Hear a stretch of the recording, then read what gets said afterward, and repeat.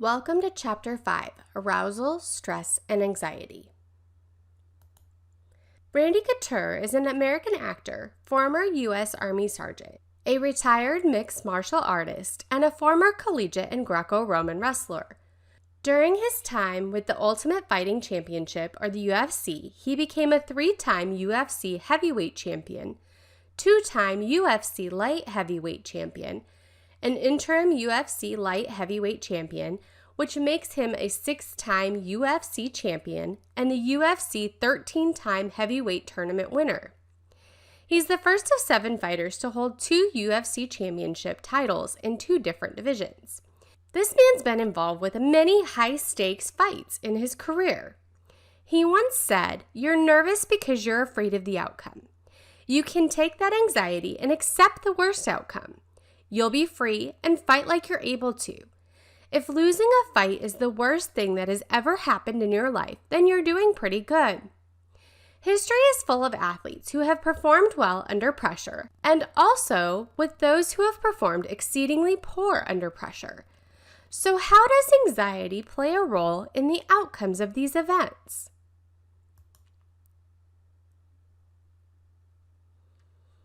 When preparing ourselves to do an activity, whether that be preparing a meal or running a marathon, our body will be in a specific state of alertness, although this will vary depending on the activity and how motivated we are to do it. This is known as arousal. Sport and exercise psychologists have studied the cause and effect of arousal, stress, and anxiety in the competitive athletic environment and other areas of physical activity. Some people use the word arousal, stress, and anxiety interchangeably, but for this course, we need to define and differentiate among these 3 terms.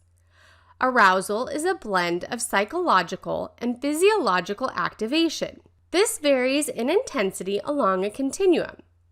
Highly aroused individuals are mentally and physically activated. They have an increase in heart rate, respiration, and sweating. Arousal is not automatically associated with either pleasant or unpleasant events. Again, arousal is generally physiological and psychological activation that varies on a continuum from deep sleep to intense excitement.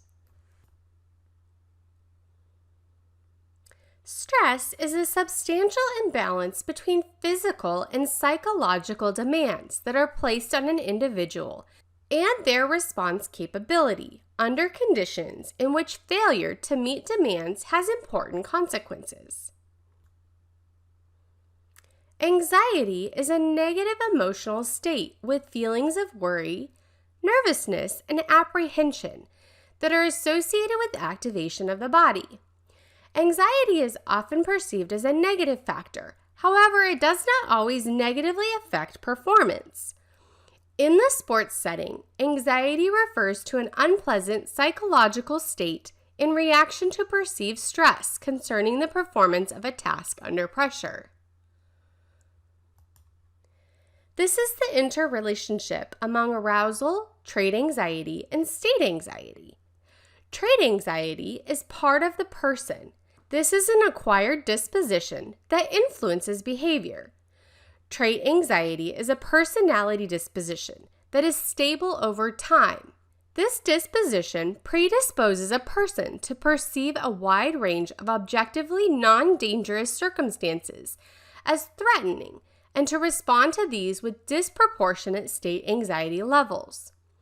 Trait anxiety predisposes an individual to perceive as threatening a wide range of circumstances that objectively may not actually be physically or psychologically dangerous. The person then responds to these circumstances with state anxiety reactions, or levels that are disproportionate in intensity and magnitude to the objective danger. The person then responds to these circumstances with state anxiety reactions, or levels that are disproportionate in intensity and magnitude to the objective danger. States of arousal are general physiological and psychological activation of the organism that varies on a continuum from deep sleep to intense excitement. State anxiety then refers to the temporary, ever-changing mood component. It is defined more formally as an emotional state characterized by subjective, conscious, perceived feelings or apprehension and tension that are accompanied by or associated with the activation or arousal of the autonomic nervous system. It is a right now feeling of nervousness and apprehension that can change from moment to moment. Cognitive state anxiety concerns the degree to which one worries or has negative thoughts. Somatic state anxiety concerns the moment-to-moment change in perceived physiological activation. Another factor is perceived control state anxiety. Perceived control state anxiety is the degree to which one believes one has the resources and the ability to meet challenges. To better understand the difference between cognitive state anxiety, somatic state anxiety, and competitive trait anxiety in sport, the sample questions from the Competitive State Anxiety Inventory 2 and the Sport Anxiety Scale 2, a measure of trait anxiety, can also help. These simple questions can help us to evaluate our anxiety levels.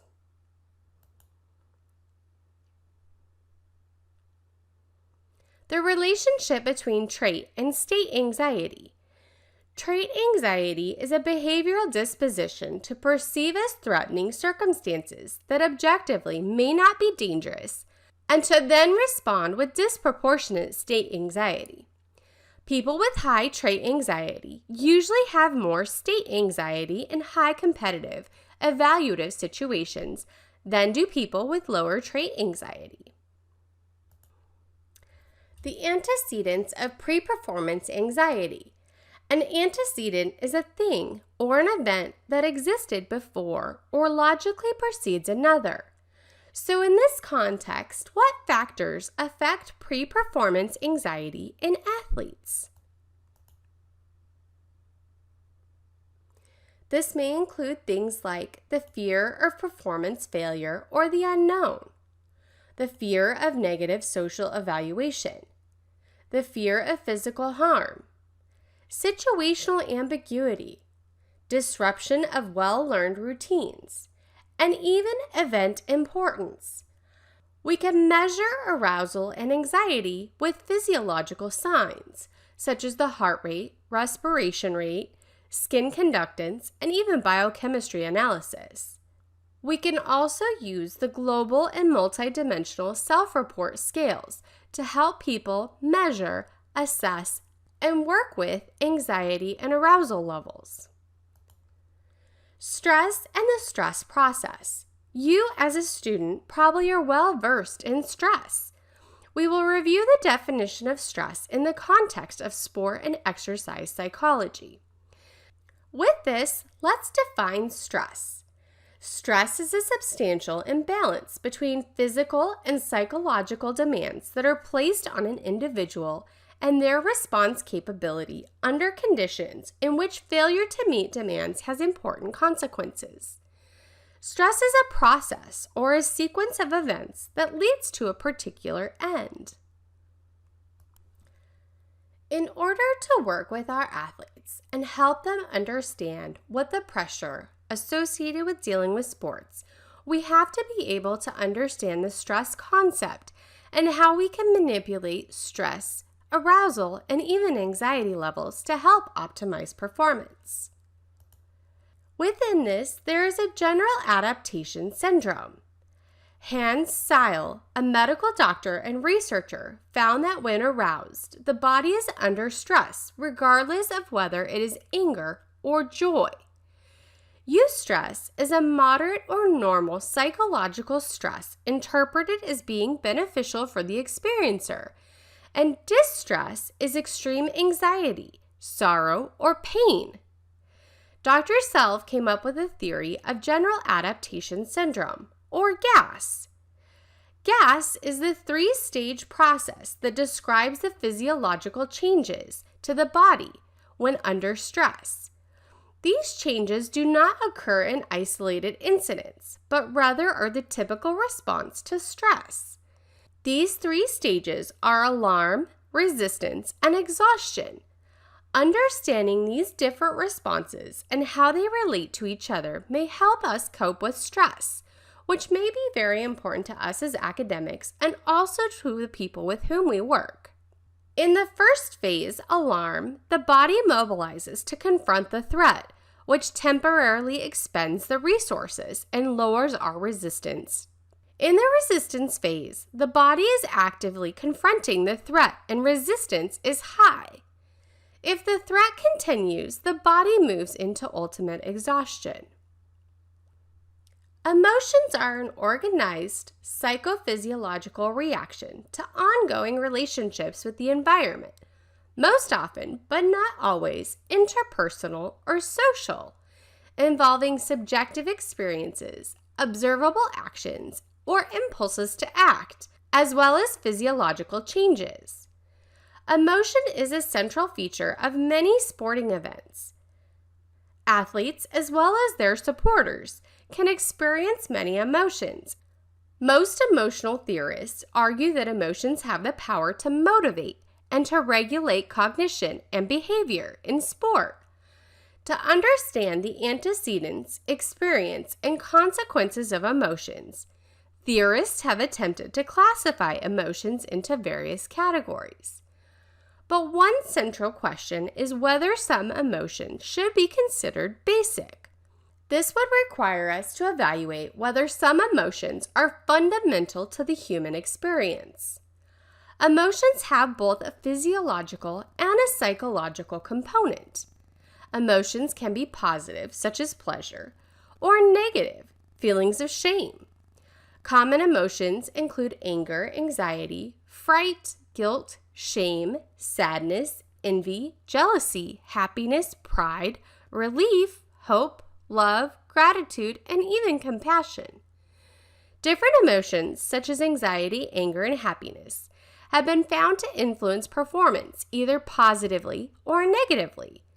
Sport and physical activity participation can influence emotions as well. McGrath proposed a model that stress is consistent of 4 interrelated stages, including environmental demand, perception of demand, stress response, and behavioral consequences. Implications of the stress process for practice: intervening at the stress process stage.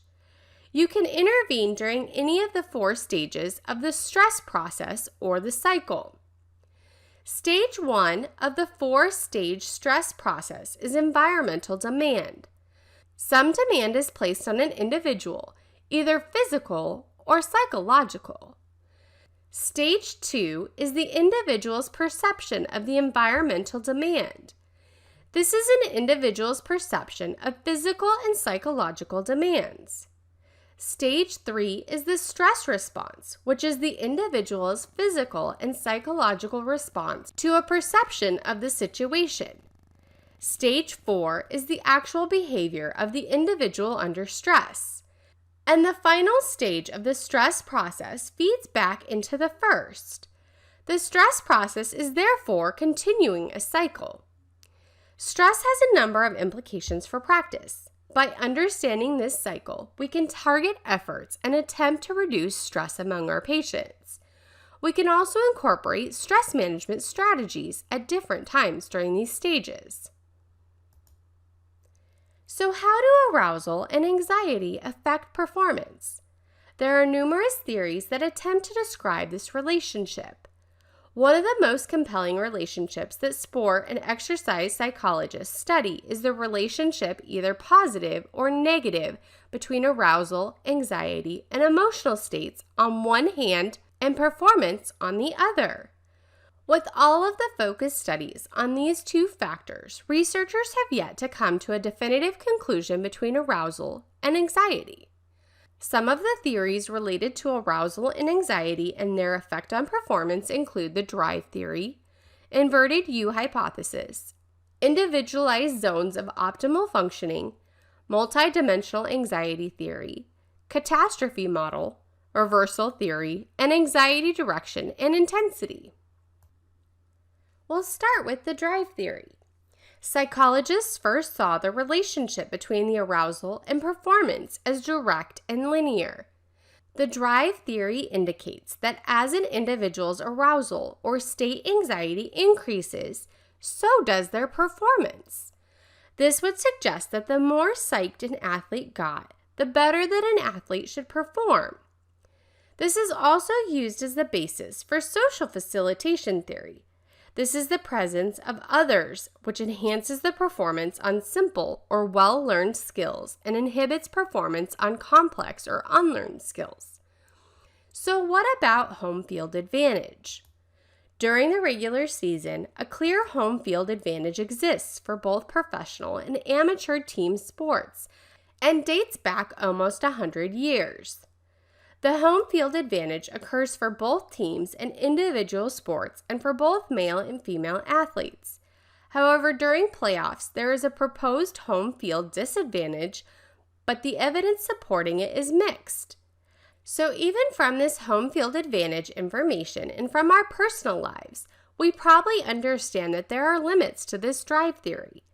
I am sure many of us have experienced or seen athletes or individuals who got so anxious that their performance suffered, and they end up choking under pressure. Some of you may have even felt this yourself. Maybe with a big exam, you got so amped up before the exam that your state anxiety was through the roof. So how did you do on the exam? Chances are you didn't do as well as you were hoping for. Based on these very issues, there is very little scholarly support for the drive theory. Another alternative to the drive theory is the inverted U hypothesis. The inverted U hypothesis explains the relationship between arousal states and performance. This view holds that at low arousal levels, performance will be below par. The participant is not psyched up. As arousal increases, so too does performance, up to an optimal point where best performance results. Further increases in arousal can cause performance to decline. Most athletes and coaches accept the general notion of the inverted U hypothesis. However, despite acceptance of the hypothesis in general, it has recently been subjected to criticism. Some researchers have asked if this is really the correct shape for the curve. Does peak performance actually happen at the middle point of arousal for every single athlete and all of the time? Yuri Hanin is a Russian sports psychologist who presented an alternative view called the Individualized Zone of Optimal Functioning, or the IZOF model. Hanin suggests that top athletes have a zone of optimal state anxiety at which their best performance occurs. It is important to understand that the zone of optimal performance may not be the same for each athlete. In the chart, we can see that the best performance zone for athlete A, athlete B, and athlete C are all in different areas and does not always occur at the midpoint of the continuum, like it does for athlete B. Outside of the zone of optimal performance, poor performance occurs. This model differs from the inverted U theory, as the optimal performance zone is not always in the mid-range of anxiety. A person's zone of optimal functioning may be at the lower, the middle, or even the upper end of the state anxiety continuum. Additionally, the optimal level of state anxiety is not a single point, but rather a bandwidth, which means that there is some range for the best performance for an individual athlete. There has been some criticism of this theory, as it does not really consider or take into account the effect of anxiety, which may result in a detrimental performance. As we just looked, Hanin's IZOF hypothesis does not address the component of state anxiety, which is somatic and cognitive anxiety, and their effect on performance in the same way. The multidimensional anxiety theory predicts cognitive state anxiety, or worry, is negatively related to performance. Somatic anxiety is related to performance in an inverted U pattern.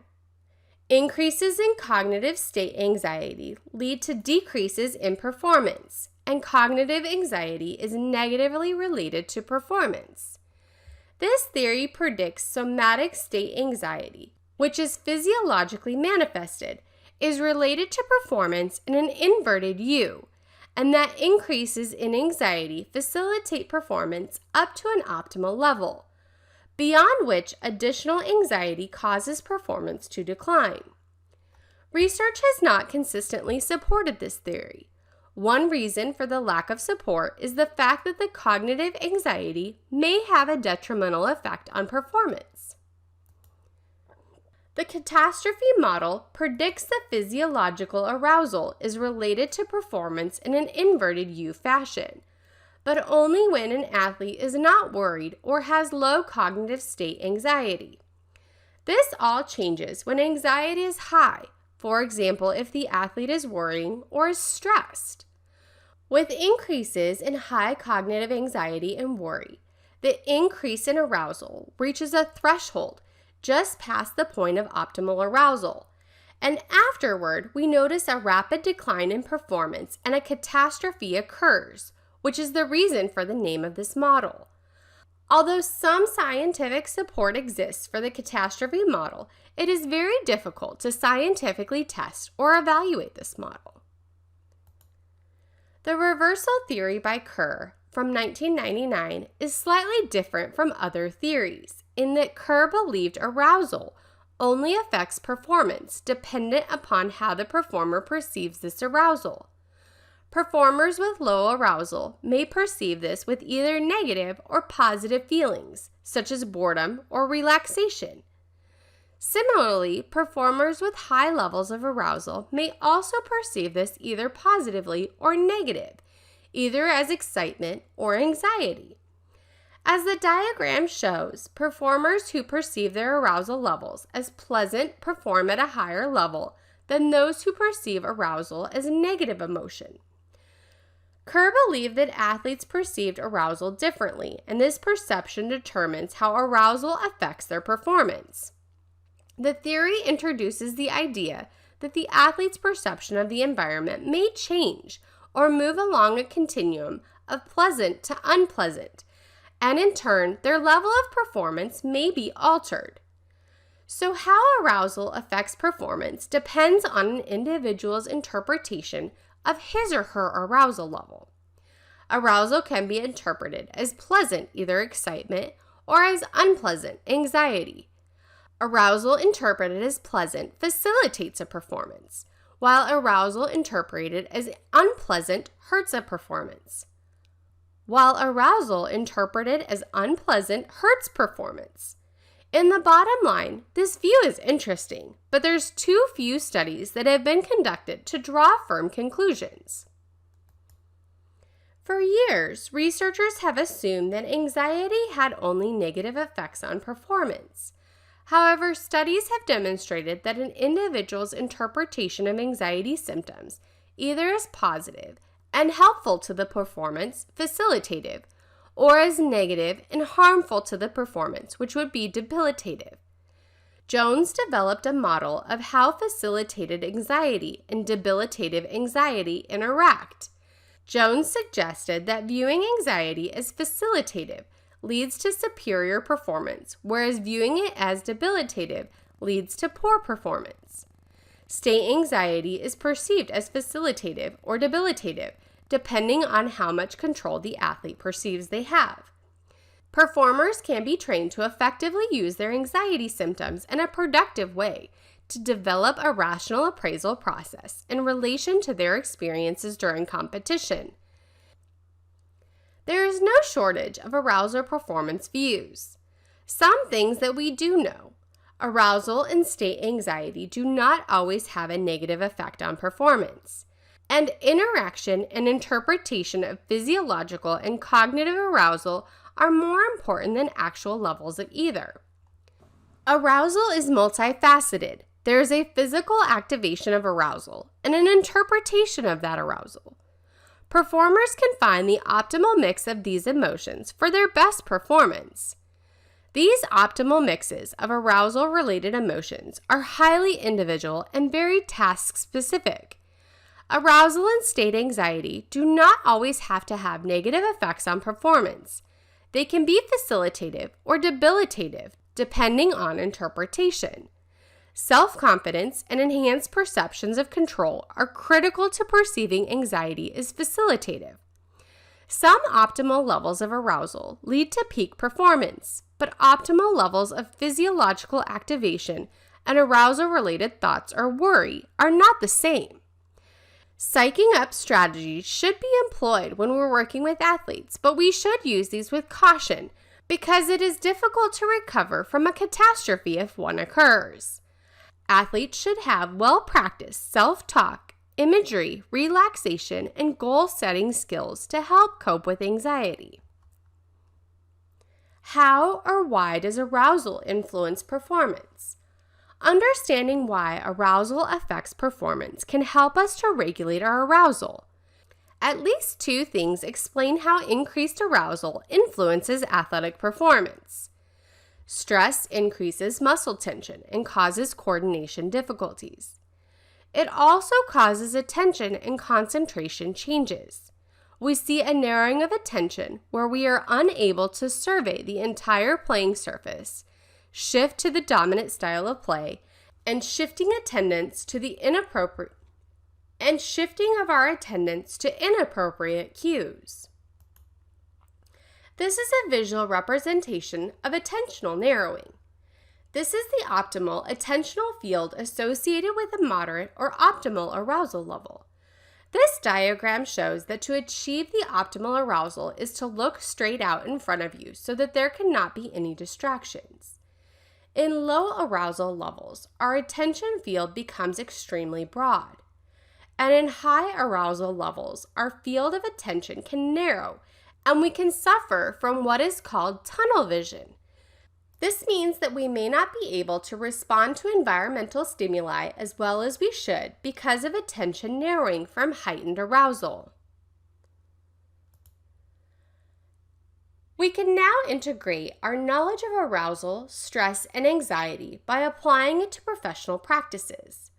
5 important guidelines include identifying optimal combinations of arousal-related emotions that are needed for best performance, recognizing how personal and situational factors interact to influence arousal, anxiety, and performance, recognize arousal and state anxiety signs, tailor coaching strategies to individuals.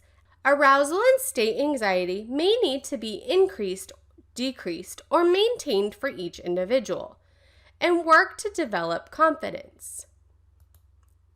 Like other behaviors, stress and anxiety can best be understood and predicted by considering the interaction of personal and situational factors. Importance is placed on the performance, but not excessively, and some certainty exists about the outcome. This means that the interaction of personal factors such as self-esteem, social physique anxiety, and trait anxiety, and situational factors such as event importance and uncertainty are better predictors of arousal. There is a personal and situational interaction that is important.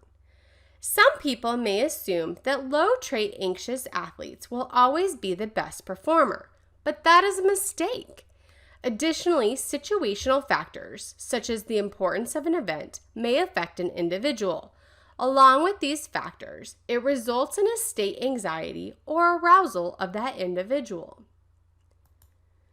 To accurately detect an individual's anxiety level, you must know the various signs and symptoms of increased stress and anxiety. To help us evaluate arousal and anxiety, here is a short list of signs and symptoms that are associated, such as cold, clammy hands, the constant need to urinate, profuse sweating, negative self-talk, a dazed look in the eye, feeling ill or having a headache, feelings of apathy. Apathy is a lack of interest, enthusiasm, or concern. We may also have cotton mouth or dry mouth.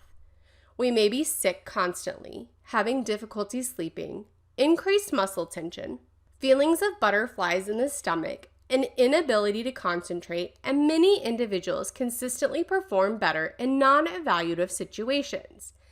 This is not a comprehensive list, but it can help to give you some examples. To wrap up, arousal, stress, and anxiety. Sometimes arousal and state anxiety need to be reduced, at other times maintained, and still other times facilitated. This is extremely individualistic, and we should look at the individual as we're developing a plan of action.